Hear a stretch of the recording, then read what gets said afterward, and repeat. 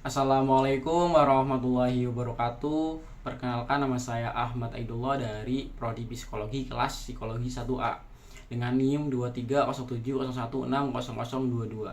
Di sini saya akan menjelaskan tentang dua studi kasus. Yang pertama adalah mengkaji dan menganalisa kasus bipolar dalam film Kukira Kau Rumah. Film Kukira Kau Rumah ini pertama kali tayang di bioskop Indonesia pada tahun 2022.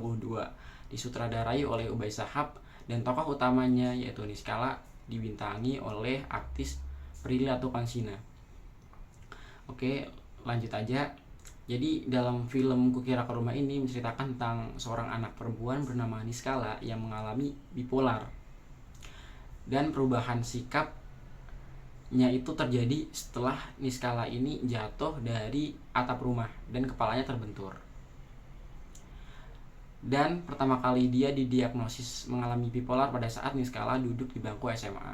Mendengar dan mengetahui hal itu, ayah Niskala ini menjadi sangat overprotective dan sangat membatasi hal-hal yang dilakukan oleh Niskala, sampai Niskala menjadi depresi, terus stres, bahkan sampai menarik diri dari sosial akibat batasan-batasan yang diberikan oleh ayahnya.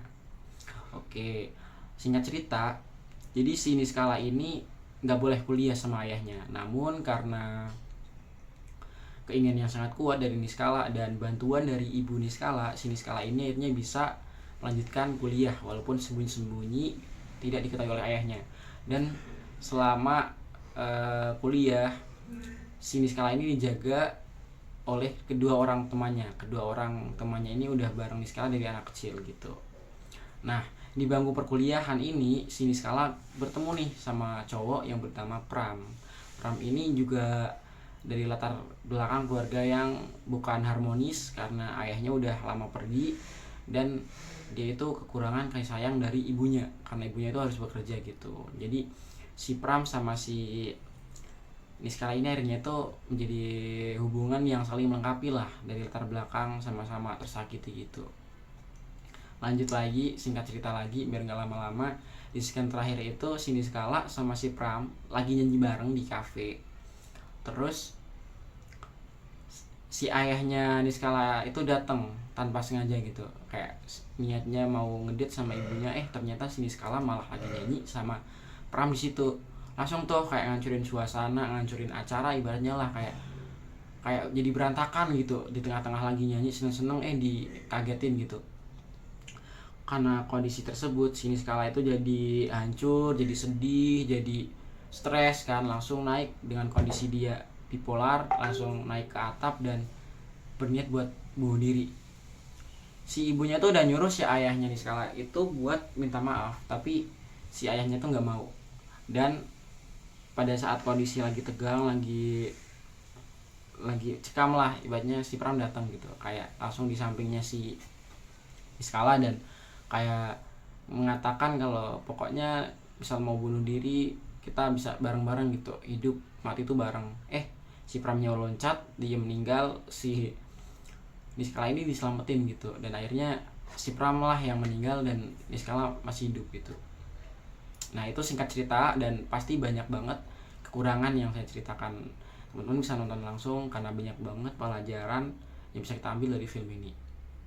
Nah, sesuai dengan cerita Niskala, apa sih itu bipolar? Jadi bipolar itu adalah kondisi di mana penderitanya itu bisa mengalami perubahan emosi atau mood yang sangat drastis gitu. Kadang tiba-tiba bahagia, kadang tiba-tiba sedih gitu, dan sebaliknya.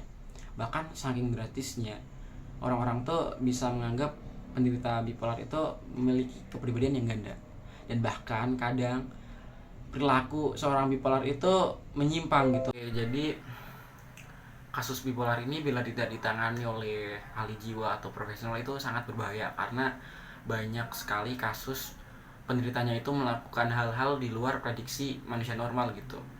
Terus juga apa sih faktor penyebab kenapa bisa ada orang yang mengidap bipolar gitu? Banyak banget, dan salah satunya adalah faktor genetik.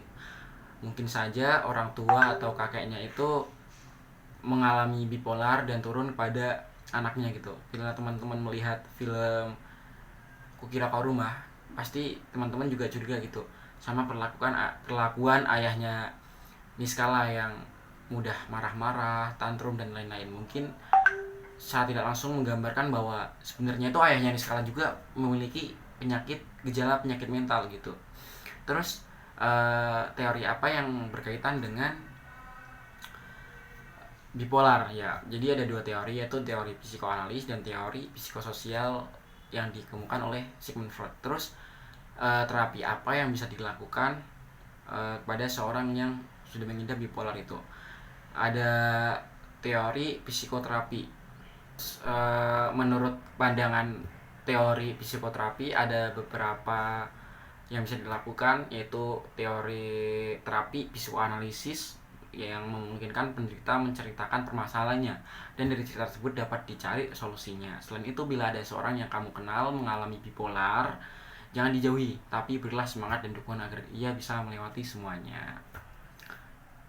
Selanjutnya saya akan ngebahas tentang analisa kasus anxiety attack dan anxiety disorder yang pernah dialami oleh seorang penyanyi Indonesia, yaitu Vidi Aldiano. Nah, sebelum lanjut, apa sih itu anxiety disorder? Apa sih itu anxiety attack gitu? Jadi anxiety disorder dan anxiety attack ini adalah kata lain dari serangan kecemasan dan kecemasan berlebihan gitu. Dan pada umumnya semua manusia itu pasti merasakan cemas dan khawatir gitu.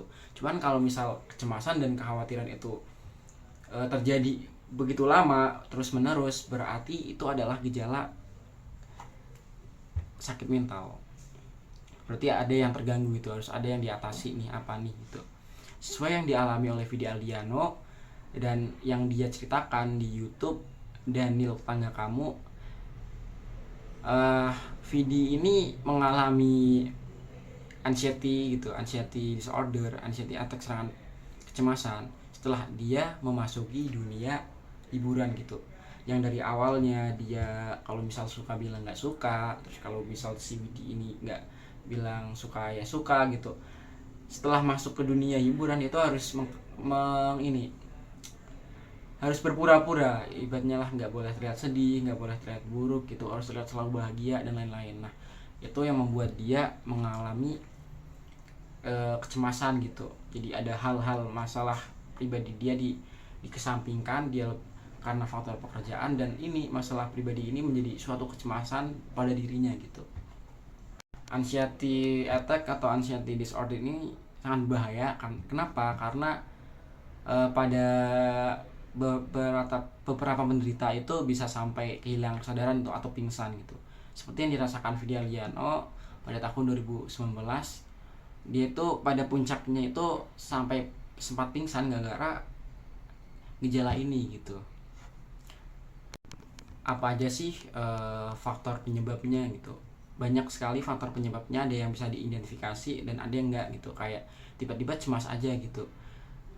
Terus teori psikologi apa yang berkaitan dengan anxiety, yaitu ada fisiologis dan kognitif. Menurut teori kognitif, serangan kecemasan dapat terjadi karena seorang memiliki pola pikir yang menyimpang atau kesalahpahaman terhadap situasi atau peristiwa tertentu, dan karena persepsi dan pikiran yang negatif berlebihan bisa menimbulkan respon dan perasaan takut.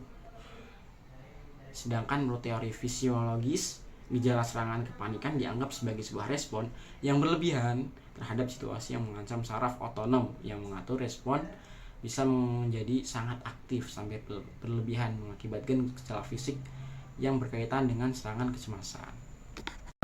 Terus apa aja sih terapi yang bisa dilakukan? Itu ada terapi kognitif, terus ada terapi kognitif perilaku ya, atau CBT.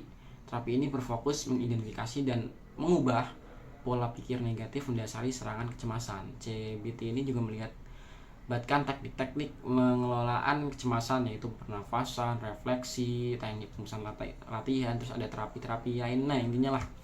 Terus ada banyak lagi. Terus yang pertama adalah selalu mendekatkan diri pada Allah. Sangat penting karena bila kita merasa cemas, kita merasa khawatir, kita bisa berdoa meminta perlindungan kepada Tuhan Yang Maha Esa, mendekatkan diri agar bisa selalu diberi ketenangan. Nah, sesuai dengan 2 studi kasus yang saya ceritakan, saya menyadari masih banyak kekurangan, mungkin saya juga posnya telat, saya mohon maaf pada ibu dosen, tapi saya sudah mengerjakan tugas dengan semaksimalnya dengan kondisi yang saya alami juga di luar perkuliahan. Saya minta maaf. Terus juga pesan buat teman-teman,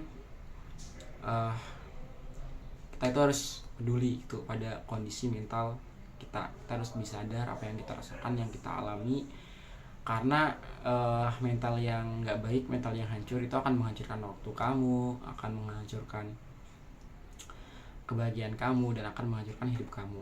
Terus juga bila ada orang-orang di samping kita yang mungkin mengalami gejala penyakit mental, itu kita tuh jangan menjudge gitu, jangan melabeli gitu, jangan menjauhi. Kayak misal ada orang bipolar, kita anggap aneh, kita jauhi, itu jangan. Karena mereka tuh sebenarnya sangat membutuhkan semangat dan kepedulian kita gitu. Banyak orang yang bunuh diri, apalagi orang yang punya penyakit mental itu ya karena mereka merasa sendiri gitu, merasa nggak ada yang bakal bisa ngebantu, merasa masalahnya nggak bakal bisa mencahin, padahal tuh masalahnya kadang nggak ada gitu. Jadi kita tuh harus lebih peduli sama lingkungan kita, peduli sama teman kita, rangkul mereka bila ada yang memiliki gejala mental seperti bipolar, anxiety dan lain sebagainya. Terus juga lebih kerasa lagi sama apa yang kita rasakan. Bila kita cemas, kita punya masalah, selesaikan gitu, jangan dipendam, jangan sampai menjadi suatu masalah yang besar sampai pada akhirnya ada masalah kecil itu kita jadi stres gitu. Sekian dari saya, mohon maaf, maaf sebanyak-banyaknya. Saya sangat menyadari bahwa video ini banyak sekali kekurangan, saya telat memposting dan lain sebagainya. Wassalamualaikum warahmatullahi wabarakatuh.